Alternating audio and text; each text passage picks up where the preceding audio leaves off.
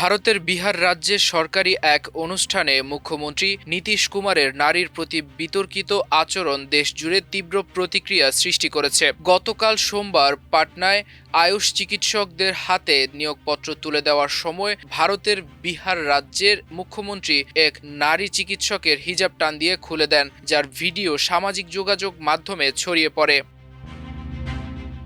এ ঘটনার ভিডিও ফুটেজে দেখা যায় নীতিশ কুমার ওই নারী চিকিৎসককে ইশারায় হিজাব সরানোর জন্য বলেন। নারী চিকিৎসক বোঝার আগেই নীতিশ নিজেই হাত বাড়িয়ে হিজাব সরিয়ে দেন। এতে তার মুখ ও থুতনি দৃশ্যমান হয়ে পড়ে। ওই সময় পেছনে উপস্থিত কয়েকজনকে হাসতে দেখা যায়। যদিও উপমুখ্যমন্ত্রী সম্রাট চৌধুরীও মুখ্যমন্ত্রীকে থামানোর চেষ্টা করেছিলেন।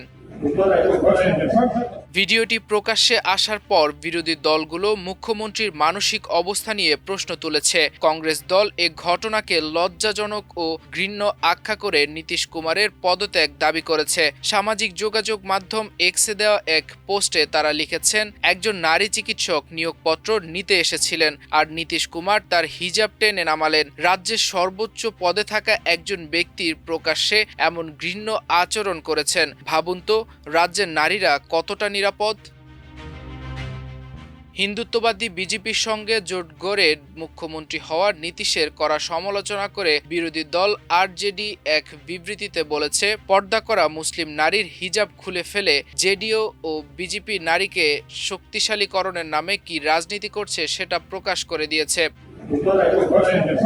আসাদুদ্দিন ওয়াইসির দল সর্বভারতীয় মজলিসে ইত্তেহাদুল মুসলিমিন AIMIM এর পক্ষ থেকে ঘটনার কড়া নিন্দা করে বিবৃতি জারি করা হয়েছে এবং বিহারের মুখ্যমন্ত্রীকে ক্ষমা চাওয়ার কথাও বলা হয়েছে। AMI এর পক্ষ থেকে বলা হয়েছে, মুখ্যমন্ত্রীর মধ্যে যদি কোনো নীতিবোধ এবং লজ্জা অবশিষ্ট থেকে থাকে তাহলে তার অবিলম্বে ক্ষমা চাওয়া উচিত। মুখ্যমন্ত্রী যখন এ ধরনের আচরণ করেন তখন নারীদের সম্মান এবং নিরাপত্তার নিশ্চয়তা কে দেবে? তবে এ ঘটনা নিয়ে নীতিশ কুমারের দল ইউনাইটেড বলছে, বিরোধীরা অযথা রাজনীতি করছে বলে পাল্টা অভিযোগ তুলেছে।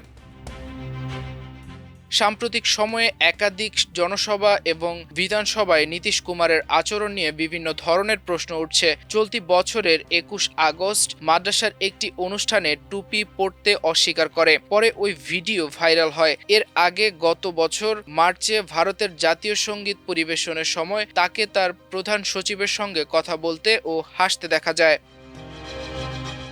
শুধু তাই নয়, গত বছরও নীতিশ কুমার দ্বারভাঙায় প্রধানমন্ত্রী নরেন্দ্র মোদীর পা ছোঁয়ার চেষ্টা করেছিলেন। এরপর বিরোধীরা বয়সজনিত কারণ দেখিয়ে তার মানসিক অস্থিরতা নিয়ে প্রশ্ন তোলে, যেমনটি সোমবারের ওই ভিডিও প্রকাশ্যে আসার পর ঘটেছে।